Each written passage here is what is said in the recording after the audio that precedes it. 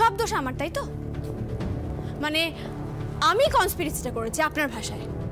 বেশ, তাহলে নিজের বউয়ের মাথায় হাত রেখে বলুন আপনি কিছুই করেননি। সুদর্শনাকে আপনি চেনেনই না, সব আমি করেছি। বলুন, আপনার স্ত্রীর মাথায় হাত রেখে সত্যিটা বলুন। আপনার স্ত্রীর প্রাণের টুকরি বলুন।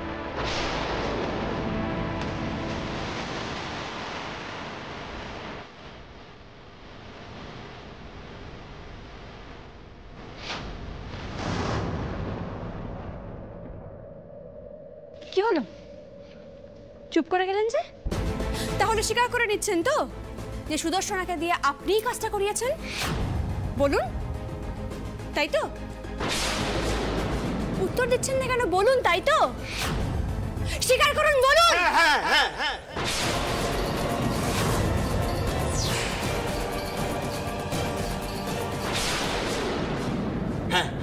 অরু,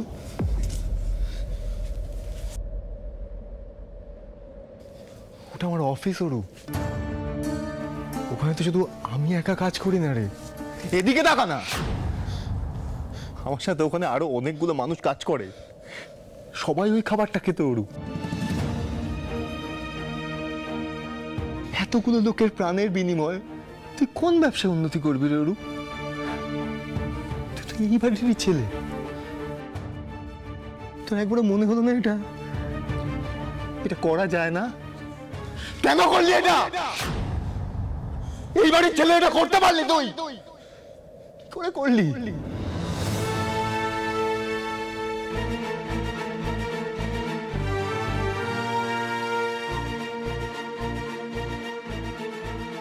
ছি ছি ছি ছি ছি অরু, ছি। এত কাণ্ড করে তুই সমস্ত দোষ শ্যামলীকে দিচ্ছিলিস, এইভাবে তুই নিজেকে ডিফেন্ড করছিলিস। তোকে আমি বড্ড ভালোবাসতাম, অনির মতোই দেখতাম তোকে। তোরা যখন সব ভাগ করে আলাদা হয়ে যাওয়ার কথা বললি, আমার খুব কষ্ট হয়েছিল। মনে হয়েছিল এবার ভাইয়ে ভাইয়ে রেষারেষি শুরু হবে। মনে হয়েছিল এই যন্ত্রণা আমি সহ্য করতে পারবো না, কিন্তু এখন কি মনে হচ্ছে জানিস, তোকে ভালোবেসে আমি যে কষ্টটা পেয়েছিলাম না, সেটাই সবচেয়ে বড় ভুল আমার।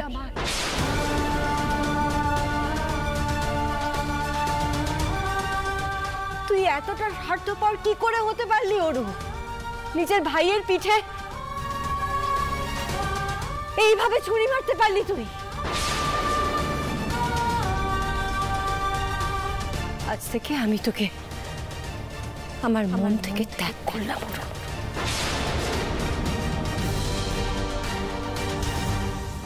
অরু, তুই নিজের মতো বিজনেস করতে চাইছিস, কর, গুছিয়ে কর, ভালো কথা। কিন্তু একটা কথা ভালো করে শুনে নে, তুই যদি আমাদের কোম্পানির কোনো ক্ষতি করতে চাস, সেটা কিন্তু আমি মেনে নেব না।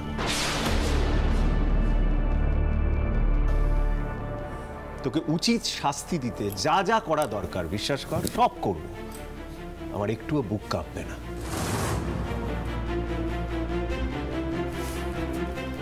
তো করো না, তোমাদের যা ইচ্ছে তুমি তাই করো, কিন্তু আমিও চুপ করে বসে থাকবো না। অনেক সহ্য করেছি, কিন্তু আর সহ্য করবো না। প্রত্যেক বাড়ি শ্যামলী আমার মাথায় টুপি পরিয়ে সবকিছু কেড়ে নিয়ে চলে যাবে, আর আমি সাধুর মতো বিলিয়ে যাবো, তা তো হতে পারে না। এত মহান আমি নই। আর এই যে আমার দাদু তো বোকা।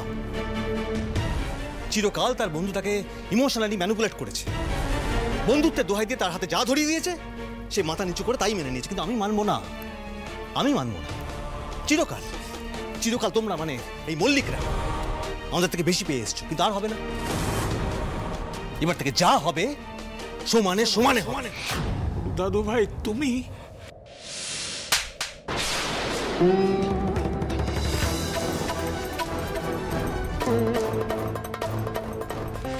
ঘৃণা হচ্ছে তোকে নাতির পরিচয় দিতে।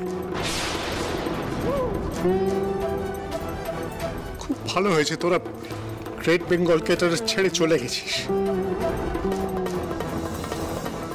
আমার মৃত্যুর পরেও যাতে তোরা কোনোদিন গ্রেট বেঙ্গল ক্যাটেরারে ফিরে আসতে না পারিস সেটা আমি এনশিওর করে যাব।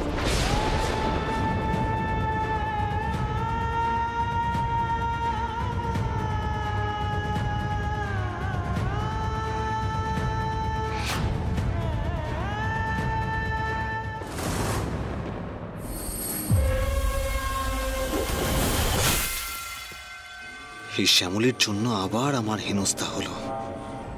গ্রেট বেঙ্গল ক্যাটারারকে তো আমি শেষ করবই, সাথে ওই শ্যামলীকেও। এর বদলা আমি নেবই।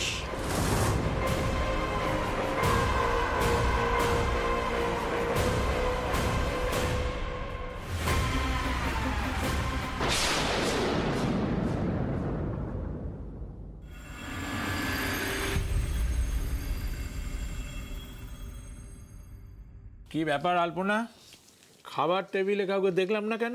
হলোটা কি? কি আর হবে দাদা, ওর জন্য কারোর মনে শান্তি বেঁচে আছে? সবাই ঘরে, সবার মন খারাপ, একসঙ্গে খেতে বসার আনন্দটাও গেছে। কেন গেছে কেন? শ্যামলী, শ্যামলী। হ্যাঁ ছোট দাদু, ডাকছো? হ্যাঁ, এক্ষুনি সবাইকে এই ঘরে আসতে বলো। এক্ষুনি মানে এক্ষুনি। বিশেষ করে আমার মেয়েকে তো ডাকবেই। মানে ঠিক আছে, ডাকছি।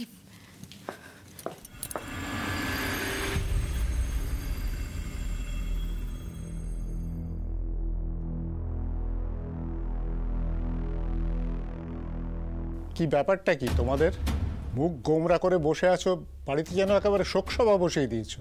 কি হয়েছে নাকি? হ্যাঁ ঠিকই তো বলেছে, কাল থেকে বাড়িতে পুজো। তা সবার মুখে যদি এরকম আধার নেমে আসে তাহলে মা দুর্গার আর এ বাড়িতে আসতে ইচ্ছে হবে? আসলে দাদু মন ভালো নেই। কেন ভালো নেই কেন? দোষী দোষ করেছে, শাস্তি পেয়েছে, এটা তো ভালো খবর। এতে মুখ গোমরা করে থাকার কি হয়েছে? আর তোমার মতে দোষীটা ওরু, তাই?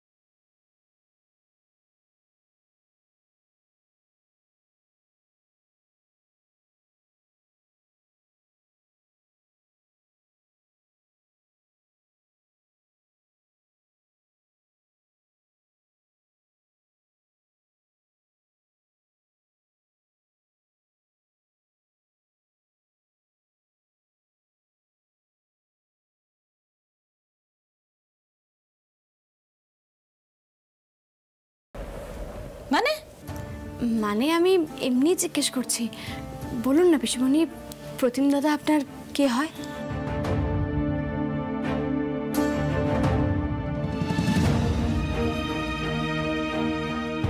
ছেলে আবার কি? তাহলে প্রতিম দাদা তো পুজোয় অংশগ্রহণ করতে চাইছে। বন্ধু বান্ধব, আত্মীয় স্বজন, এই পরিবারের সকলের সঙ্গে পুজোয় আনন্দ করতে চাইছে, কিন্তু মায়ের মুখ কালো মেঘে ঢাকা বলে আনন্দ করতে চেয়েও করতে পারছে না।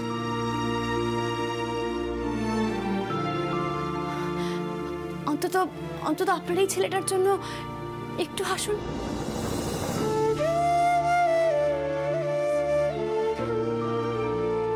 একটু আনন্দ করুন।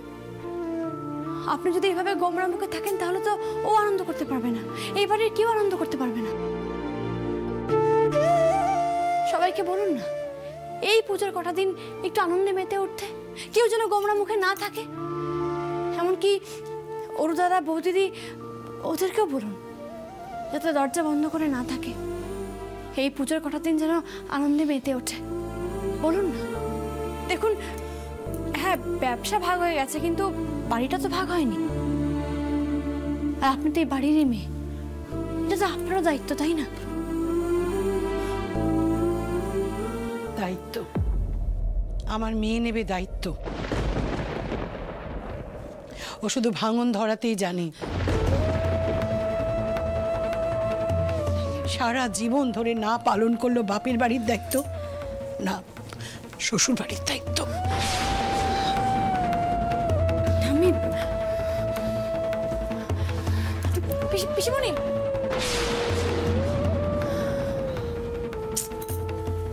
তুমি যে কি করো না। যাকে ছাড়ো, ওটা আমি এই কথাতে মনে পড়ে গেল। তোমাকে বলেছিলাম পিসিমশাইকে ফোন করে নিমন্ত্রণ করতে, করেছো? হ্যাঁ হ্যাঁ করেছি তো, ওকে বলবো না? এত আনন্দ করতে ভালোবাসে ছেলেটা। এই তো আমি এসে গেছি। তুমি এসছো? কেমন আছিস? পিসিমশাই তুমি এসছো, আমি খুব খুশি হয়েছি। এই পুজোর কদিন এই বাড়ি থেকে নো নরণচরণ, কেমন? একদম প্রশ্নই ওঠে না। কালকে আমরা সবাই মিলে ঠাকুর আনতে যাব, বিসর্জন দিয়ে বিজয়া সেরে তারপর আমি এই বাড়ি থেকে বেরোচ্ছি। বাহ বাহ বাহ, খুব ভালো খুব ভালো। বলো দুর্গা মাই কি জয়।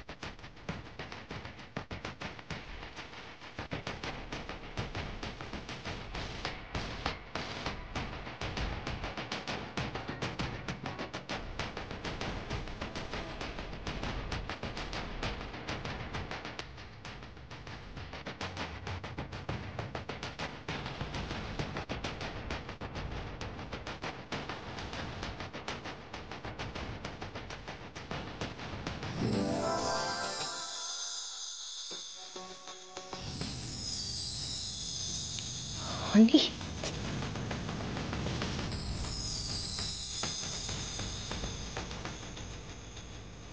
অনি এসেছে?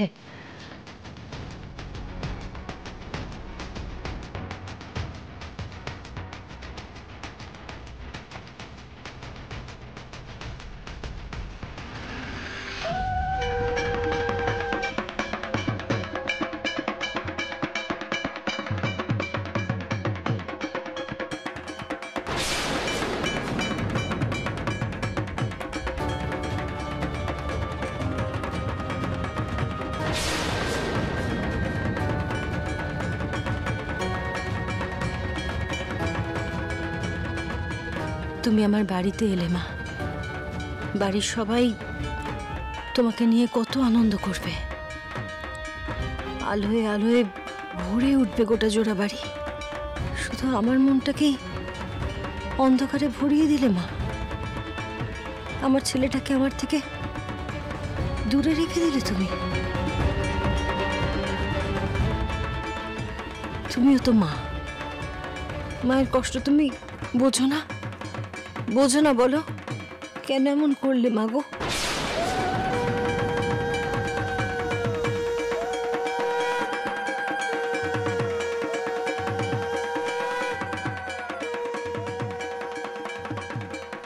তোমার ভেতরে যে কি চলছে বৌমা, আমি সবটা বুঝি। আমারও কি মন মানছে? পুজোর সময় বাড়ির ছেলেটা অভিমান করে দূরে থাকবে, কারোর ভালো লাগে বলো? বুঝতে পারছি বৌমা। না কাকিমা, কেউ বুঝতে পারছে না, কেউ না। বৌমা, বৌমা যা হয়েছে সূর্যকে তো দোষ দেওয়া যায় না। কিন্তু আমি তো মা কাকিমা, আমার যে বুকটা ফেটে যাচ্ছে সে নিয়ে তো কারো কোনো চিন্তাই নেই। সবাই শুধু নিজের জেদ, নিজের ইগো এই নিয়েই ব্যস্ত। আমার কথার কে ভাবে? না, সত্যি তো যা হচ্ছে ঠিক হচ্ছে না। পুজো উপলক্ষে সবাই এসেছে, এই বাড়ির আত্মীয় স্বজন, বন্ধু বান্ধব, পিসমশাই সকলে এসেছেন, কিন্তু স্যারই নেই। ম্যাডামের মুখের দিকে তাকানো যাচ্ছে না। না না না, এর একটা বিহিত করতে হবে, এক্ষুনি করতে হবে।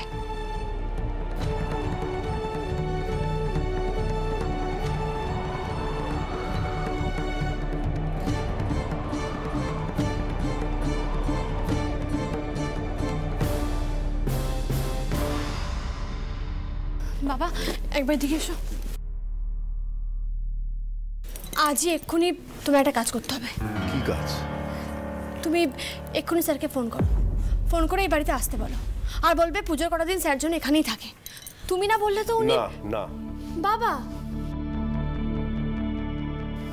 শোন, ফালতু জেদ করিস না। যে কাজটা হবার নয় সেটা নিয়ে কথা বলিস না। এত অনেক কাজ বাকি আছে, চল। না, আগে তুমি এই কাজটা করো, তা না হলে পুজোর কোনো কাজ শুরু হবে না। ব্যাস।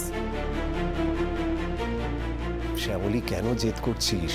আমি জেদ করবো বাবা, আমি 100 বার জেদ করবো। নিজের মুখটা একবার দেখেছো আয়নায়?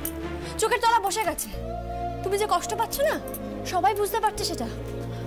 কেন মিথ্যা অভিনয় করছো যে তুমি খুব ভালো আছো, হাসছো, আনন্দ করছো সকলের সঙ্গে? তুমি আনন্দে নেই বাবা, তুমি কষ্টে আছো, সেটা সবাই বুঝতে পারছে। হ্যাঁ হ্যাঁ হ্যাঁ, আমি কষ্টে আছি। তো আমি কি করব বল? আমি তো বলিনি যে ও পুজোয় এখানে আসতে পারবে না। শুধু আমি একটা শর্ত রেখেছি যে ওই অহনাকে নিয়ে ও এ বাড়িতে পা রাখতে পারবে না, ব্যাস। বাবা পুজোর সময় এসব ঝামেলা ছাড়ো, যাকে খুশি নিয়ে আসুক, দোহাই তোমার, তুমি ফোনটা করো। বাবা তুমি কেন?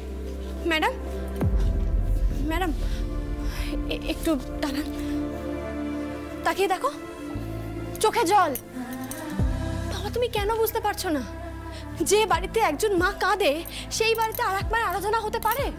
কখনো পারে না। অন্তত ম্যাডামের মুখের দিকে তাকিয়ে তুমি স্যারকে ফোনটা করো বাবা, ফোনটা করে আসতে বলো ওনাকে। অনেকে আসতে বলবে? তুমি বলো না সূর্য, ছেলেটাকে একবার আসতে বলো না, একটা ফোন করো না। কেন কেন কেন তুমি ফোন করে আসতে বলো না ওকে। আমি তোকে এই বাড়িতে পুজোয় আসতে বারণ করিনি। আর তুমি বলো যে আমি বলেছি আসতে। তুই শুধু আমার শর্তটাকে যেন ও অমান্য না করে, এটা খেয়াল রেখো। আমি বললেও আসবে না সূর্য, তুমি খুব ভালো করে জানো। আরে তুমি ফোনটা করো না। কেন এত?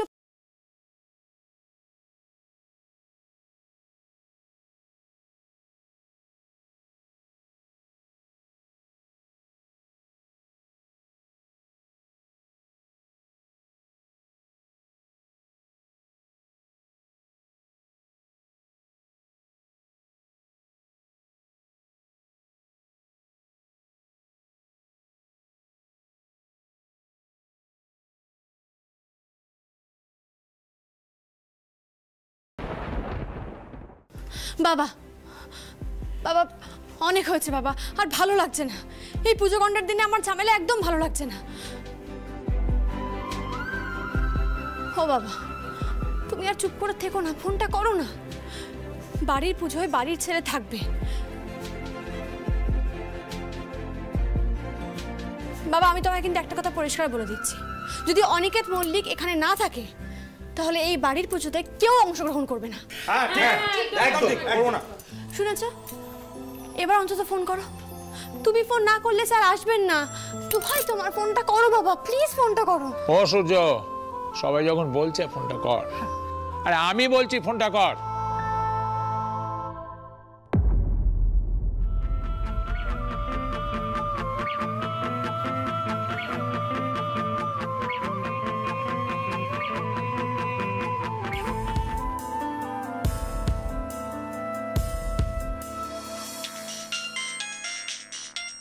বাবা ফোন করছে, বাড়িতে কিছু। হ্যালো,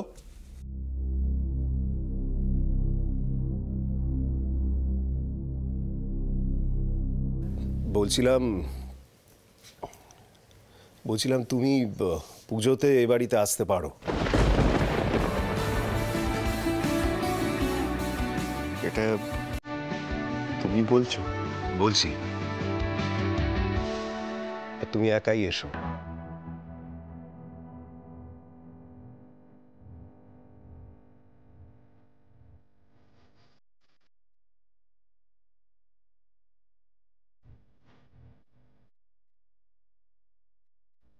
তুমি আবার আমাকে শর্ত দিচ্ছ?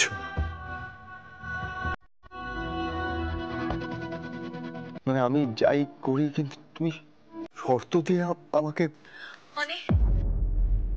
অনে আমি আর কোনো কথা শুনতে চাই না।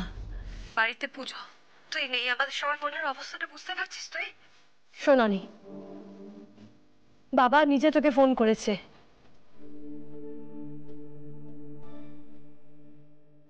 বাবা আসতে বলেছে, তুই আসবি, ব্যাস। তো পথ চেয়ে বসে থাকবো আমি?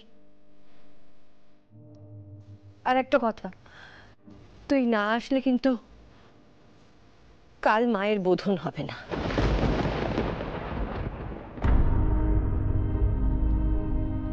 আচ্ছা ঠিক আছে, তুমি এরকম ভাই পারো না, আমি দেখছি। বলো দুর্গা মাইকে।